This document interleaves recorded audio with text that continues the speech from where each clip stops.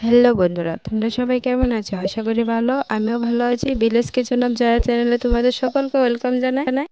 বন্ধুরা, আমি আজকে তোমাদেরকে মোচা দিয়ে একটা রেসিপি বানিয়ে দেখাবো। বন্ধুরা, মোচাটা আমাদের বাড়ির কাছ থেকে পেড়ে নিয়ে এসেছি তোমাদেরকে রেসিপি দেখাবো বলে। বন্ধুরা, আমি মোচাগুলোকে খুলে নিচ্ছি, এগুলোকে বেছে নেব। বেছে এগুলোকে কুচি কুচি করে কেটে নেব।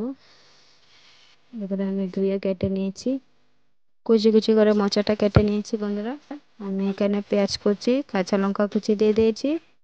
আমি বেসন আর চালের গুঁড়া দিয়ে দেবো। আমি জিরে গুঁড়া, ধনে গুঁড়া, শুকনো লঙ্কা গুঁড়া দিয়ে দেবো। স্বাদ মতো লবণ দেবো। দিয়ে মিশ্রণটাকে ভালো করে মেখে নেব। বন্ধুরা, তোমাদের রেসিপিটা কেমন লেগেছে অবশ্যই কমেন্ট করে জানাবে। আর আমার চ্যানেল নতুন হয়ে থাকলে আমার চ্যানেলটাকে লাইক, কমেন্ট, সাবস্ক্রাইব করো, শেয়ার করো। আর পাশে থাকার অনুরোধ রইল, তোমরা আমার পাশে থেকো। আর আমার পুরনো বন্ধুদেরকে অনেক ধন্যবাদ আমার পাশে থাকার জন্য। তোমরা এইভাবে আমার পাশে থেকে আমাকে সামনে এগোতে সাহায্য করো। আমার মাখাটা কমপ্লিট হয়ে গেছে। আমি এখন এটাকে কড়াইতে তেল দিয়ে দিয়েছি। তেলটা গরম হয়ে গেছে। আমি এখন একটা শেপ দিয়ে কড়াইতে দিয়ে দিচ্ছি। এখন আমি এক এক করে এরকম করে দিয়ে দেব। দিয়ে ভালো করে উল্টে পাল্টে ভেজে নেব। আমি সবগুলি দিয়ে দেব, দিয়ে ভালো করে ভেজে নেব। বন্ধুরা, তোমাদের কাছে পকোড়ার রেসিপিটা কেমন লেগেছে কমেন্ট করে জানাবে। তোমরা চাইলে পকোড়াটা এরকমভাবেও খেতে পারো, গরম ভাতের সাথে, ভাত দিয়ে খুবই টেস্টি। ভাতের সাথেও খেতে পারো, ভালো লাগে খেতে। বন্ধুরা, কলার মোচা তো আমাদের শরীরের জন্য খুবই উপকারী। আমাদের শরীরের হিমোগ্লোবিনের মাত্রাকে বাড়িয়ে দেয়। তাই বাচ্চারা এগুলোই খেতে চায় না। তাই বন্ধুরা, একটা নতুনত্ব রেসিপি নিয়ে এসেছি। বাচ্চারাও এটা খুব পছন্দ করবে, চেয়ে চেয়ে খাবে। ওরাগুলি ভাজা হয়ে গেছে, আমি নামিয়ে নিয়েছি। দেখো বন্ধুরা, কতটা মুচমুচে হয়েছে। তোমরা চাইলে এটা এভাবেও খেতে পারো। আমি এখন মশলা করে নিচ্ছি।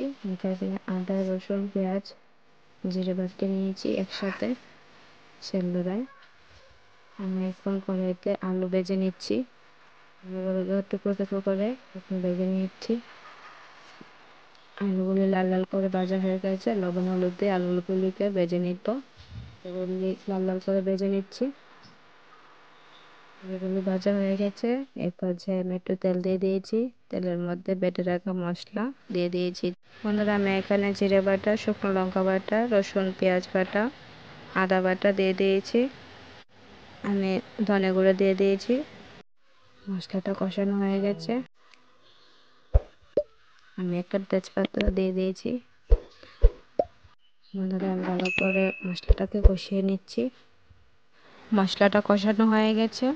আমি এখন এর মধ্যে জল দিয়ে দেবো। জল দিয়ে ঝোল দিয়ে দেব।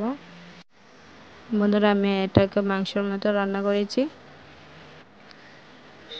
খেতে বন্ধুরা দুর্দান্ত। তোমরাও বাসায় ট্রাই করে দেখো। আমার ঝোলটা ফুটে গেছে। আমি এখন বড়াগুলি দিয়ে দেবো।